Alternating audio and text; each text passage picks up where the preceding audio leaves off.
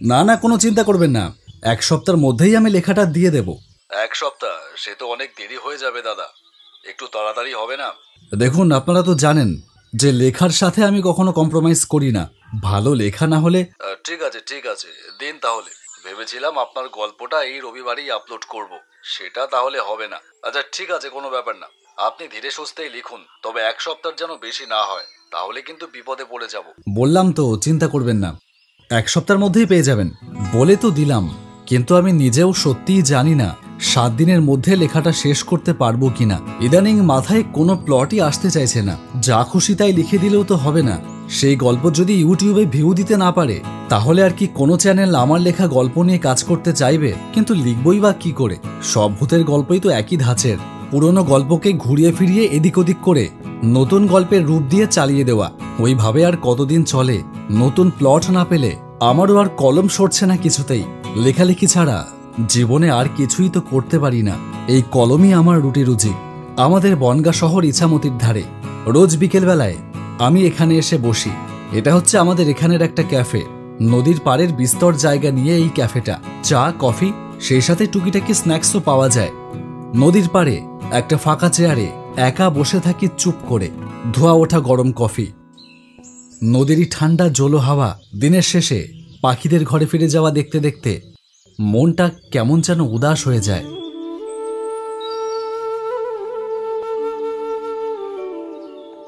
মাথায় কত নতুন গল্পের প্লট আসে এখান থেকে। সন্ধ্যার পরে এখানে ভিড় জমতে শুরু করে। বিভিন্ন রকম মানুষের ক্যাচাকেচি, খিস্তি খেউর আর সিগারেটের ধোঁয়ায় ভরে যায় চারিদিক। তখন এ জায়গা আর কোনো লেখকের বসবার উপযোগী থাকে না। তাই আমি এখানে বিকেলের পরে আর থাকি না। কফির কাপে শেষ চুমুকটা দিয়ে উঠে চলে আসবার সময় আচমকা কেন জানি না আমার একটু পাশের দিকে চোখ চলে গেল। পাশের দিকে একটা শেডের নিচে চেয়ার টেবিল পাতা, সেখানে এখনো লোকজনের ভিড় হয়নি। একা একাই বসে আছে একজন, তার চোখ মুখ উদ্ভ্রান্তের মতন দেখাচ্ছে। সব থেকে বড় কথা, তাকে আমার কেমন যেন চেনা চেনা মনে হচ্ছে। কি ভেবে যেন এগিয়ে গেলাম সেই দিকে। আমি তার সামনে গিয়ে দাঁড়ালাম, কিন্তু দেখলাম সে আমাকে লক্ষ্যই করল না। এক দৃষ্টিতে যেন কিসের দিকে তাকিয়ে আছে। একটু বসতে পারি? লোকটার এবার যেন সম্বিত ফিরে এলো। আমার দিকে তাকিয়ে বলল, বস। বস? তার মানে আমার সন্দেহই ঠিক, এনার সাথে আমার কোনো যোগাযোগ রয়েছে। আমি মনে করতে না পারলেও ইনি আমাকে মনে রেখেছে। আমি ওর সামনের চেয়ারটায় বসতেই ও বলল,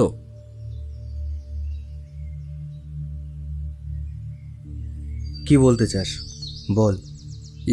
মানে আপনি আমাকে চিনেছেন, আমারও আপনাকে কেমন চেনা চেনা লাগছে, সেই জন্যই এগিয়ে এসেছি। কিন্তু আমি আপনাকে ঠিক মনে করতে পারছি না।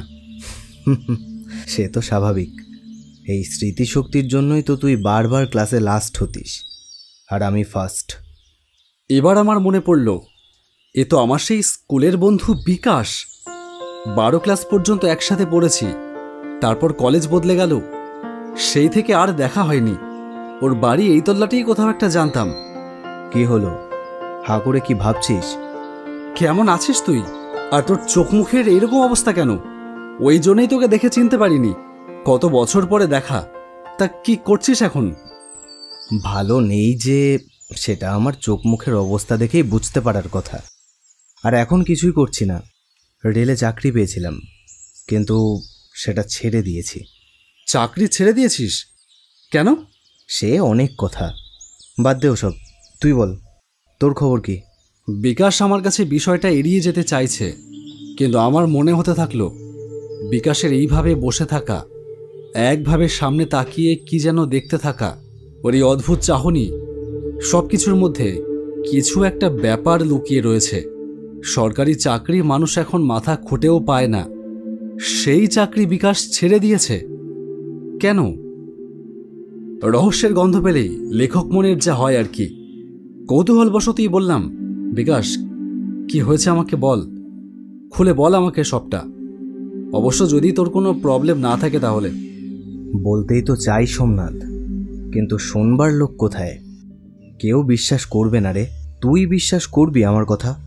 করব, তুই বল। সোমনাথ, তুই ভূতে বিশ্বাস করিস? আরে বাবা, এ তো মেঘনা চাইতেই জল। দেখাই যাক, যদি এখান থেকে কোনো ভালো প্লট পেয়ে যাই। কিরে, উত্তরটা দেওয়ার জন্য এত ভাবতে হচ্ছে? করি করি, বিশ্বাস করি। বেশ, তাহলে তোকে এ গল্প বলাই যায়। রেলের চাকরি নিয়ে আমি চলে গেলাম খামারগাছি রেলওয়ে স্টেশনে। প্রথম দিনেই হতাশ হলাম। এরকম নির্জন স্টেশন আমি কোনোদিনও দেখিনি। মানুষের কোনো চিহ্ন মাত্র নেই। খাঁ খাঁ করছে চারিদিক। স্টেশন মাস্টারের ঘরে গেলাম। তিনি আমাকে কাজকর্ম সব বুঝিয়ে দিলেন। শুনুন, কাজ এখানে তেমন বেশি কিছু না। সারাদিনে মাত্র 4টে ট্রেন দাঁড়ায়। প্যাসেঞ্জার কেউ ওঠেও না, নামেও না। কিন্তু আমাদের ডিউটি তো দিতেই হবে, বুঝেছেন? টিকিট কাটবার জন্য প্যাসেঞ্জার না এলেও আপনাকে কাউন্টারে বসে থাকতেই হবে। আপনি আপনার কোয়ার্টারে চলে যান, কাল থেকে কাজে জয়েন করবেন। আচ্ছা দাঁড়ান, আমি গোপেশকে ডাকি, ও আপনাকে আপনার কোয়ার্টারটা দেখিয়ে দেবে। গোপেশ, আয় গোপেশ। দুবার ডাকার পরেই পাশের ঘর থেকে যে বেরিয়ে এলো, তার গোপেশ নামের সার্থকতা রয়েছে। নাকের নিচে ইয়া মোটা গোফ। সে বলল, ডাকছিলেন? সবে ঘুম ঘুম ভাব আসছিল। আর ঘুমোতে হবে না, এটাকে নিয়ে গিয়ে টিকিট বাবুর কোয়ার্টারটা দেখিয়ে দে। আসুন আমার সাথে।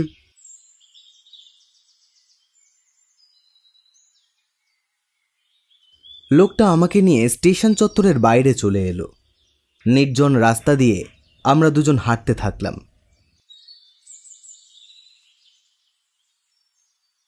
কিছুক্ষণের মধ্যেই একটা জরাজীর্ণ কোয়ার্টারের সামনে নিয়ে এলো। এই হচ্ছে কোয়ার্টার। শুনুন, আগেই বলে দিচ্ছি, এই কোয়ার্টার অনেক দিন ধরে খালি পড়ে আছে। তাই বাইরে যেমন দেখছেন, ভেতরেও নিশ্চয়ই সেরকম অবস্থায় দেখবেন। নিজেকেই পরিষ্কার টরিষ্কার করে মানুষ করে নিতে হবে। আর খাবার দাবার নিজেও রেঁধে খেতে পারেন, অথবা পাশেই ছোট বাজার আছে, সেখানে গিয়েও খেয়ে আসতে পারেন। হরিকাকার হোটেলে 3 বেলা মাছের ঝোল পাওয়া যায়। সে ঝোলে মাছ ভেসে বেড়ায় সেটা আলাদা ব্যাপার, কিন্তু এ চত্বরে ওই হরিকাকা ছাড়া আর কোনো খাওয়ার হোটেল নেই। কেন? এখানকার অবস্থা এরকম কেন? তার দুটো কারণ আছে। 1 নম্বর কারণ হলো, এই জায়গাটা পুরোটাই জঙ্গল ছিল। জঙ্গল কেটে লোকবসতি তৈরি হয়েছে আজ বছর 10।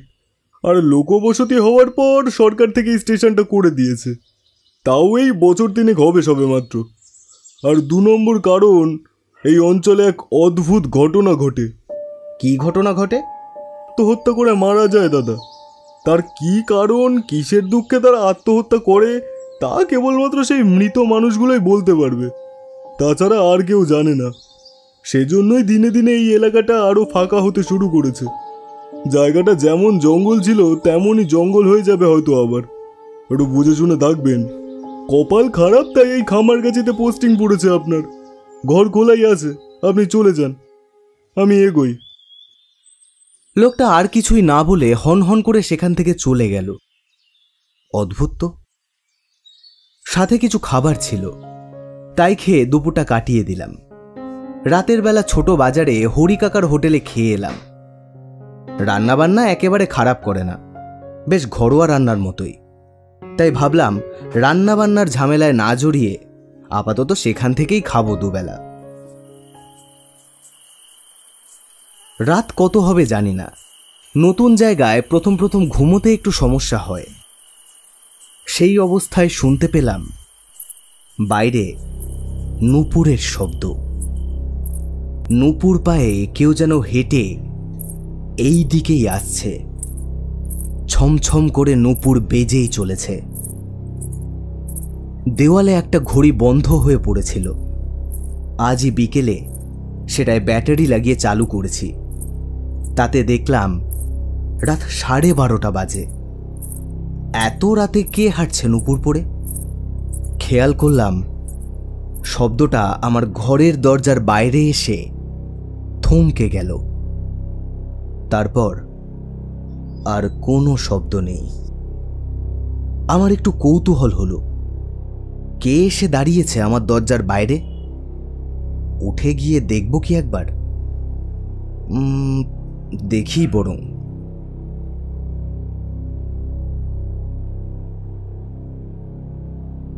দরজা খুলে বাইরে এসে দেখলাম কই, কেউ নেই তো বাইরে।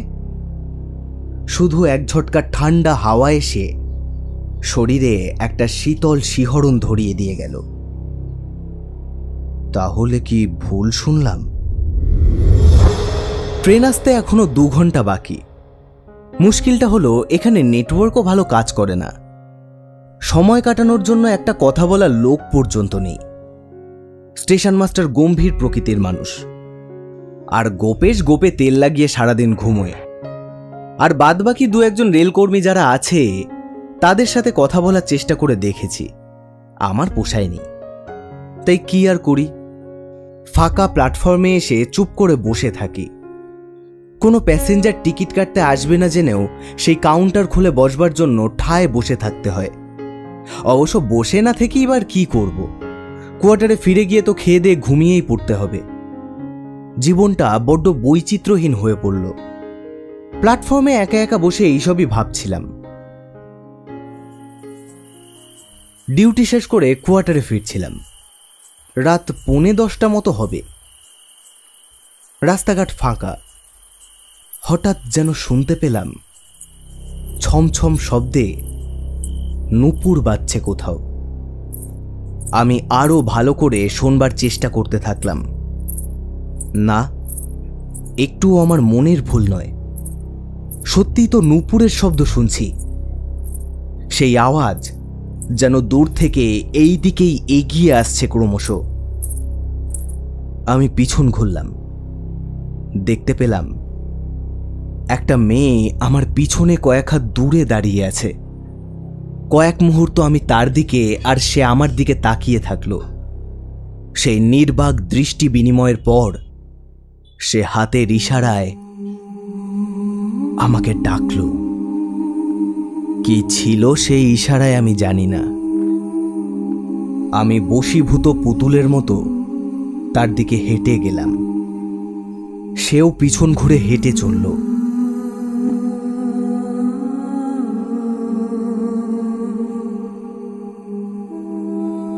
হাঁটতে হাঁটতে কত দূরে চলে গেলাম। লোকালয়ের পথ ছেড়ে এইবার আমরা নেমে এলাম জঙ্গলের পথে। হাঁটতে হাঁটতে দেখলাম সেই স্ত্রীমূর্তি জঙ্গলের ভেতর একটা পোড়ো বাড়িতে ঢুকে গেল।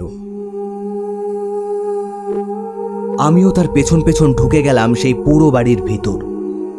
কি করছি, কেন করছি, সেই সব বোধ আমার বিলুপ্ত হয়ে গিয়েছে তখন। আমার মাথায় তখন খেলা করছে একটাই চিন্তা, এই পরমা সুন্দরীকে আমার ছুঁয়ে দেখতেই হবে। সে যেখানে ডেকে নিয়ে যাবে আমি সেখানেই যাব। সে ঘরের ভেতর সিঁড়ি বেয়ে ছাদে উঠে এলো।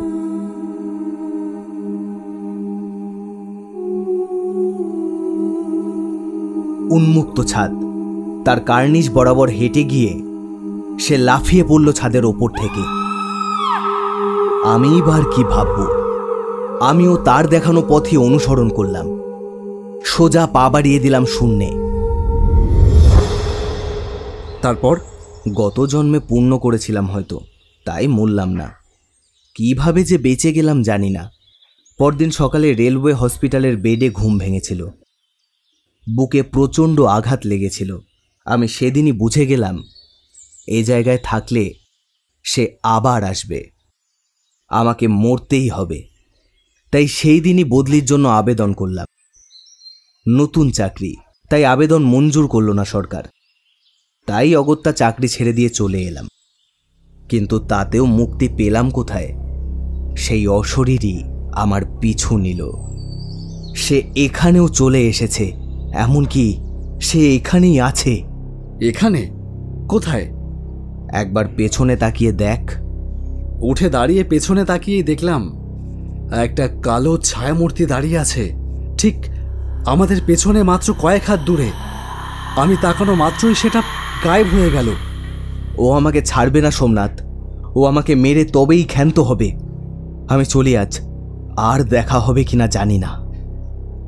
বিকাশ চলে গেল আর আমি দাঁড়িয়ে রইলাম একরাশ বিস্ময় বোধ নিয়ে।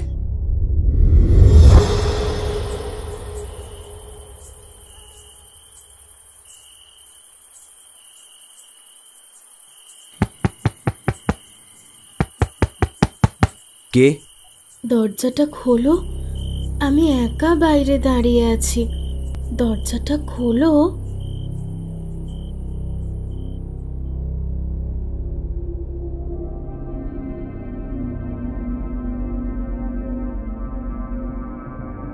দাঁড়াও, এবার দাঁড়াও। আর কত দূর নিয়ে যাবে? এই তো এক্ষুনি ট্রেন এসে যাবে, তারপর তোমার মুক্তি। তারপর থেকে তুমি আর আমি একসাথেই থাকবো অনন্তকাল। বেশ, তুমি যা চাইবে তাই হবে।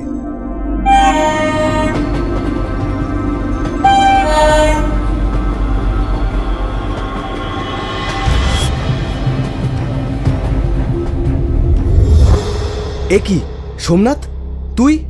আর একটু হলেই তো ভোগে চলে যাচ্ছিলি। আমাদের পৌঁছাতে আর একটু দেরি হলে। তুই কি করে জানলি আমি এখানে? তোর কথা আমি বিশ্বাস করেছিলাম। সব হিসেব মিলিয়ে এই এমনটাই আশঙ্কা করেছিলাম। তাই রাতের বেলায় একজনকে নিয়ে তোর বাড়ির দিকে রওনা দিই। বাড়ি পর্যন্ত যেতে হয়নি, দেখলাম রাস্তা দিয়ে তুই একা একা পাগলের মতন হেঁটে যাচ্ছিস। তোকে ফলো করি এখানে চলে এলাম। তোর সাথে আর কে এসেছে? ওই দিকে তাকিয়ে দেখ।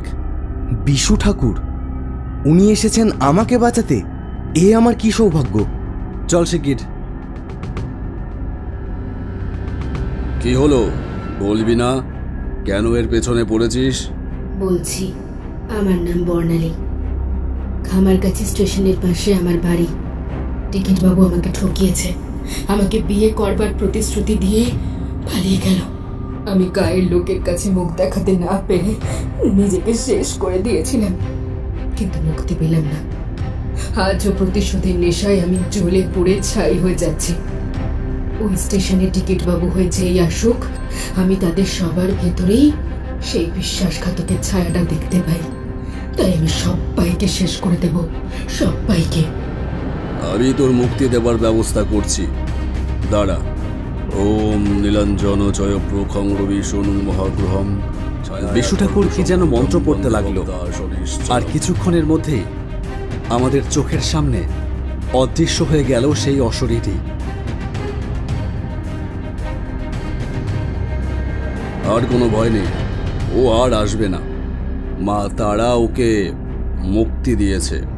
সবই আপনার দয়া ঠাকুর মশাই। আপনি না থাকলে। আমি কেউ না রে পাগল, আমি কিছুই করিনি। যা করার সব করে আমার তারা মা, সবই তার ইচ্ছে। জয় তারা, তারা তারা তারা।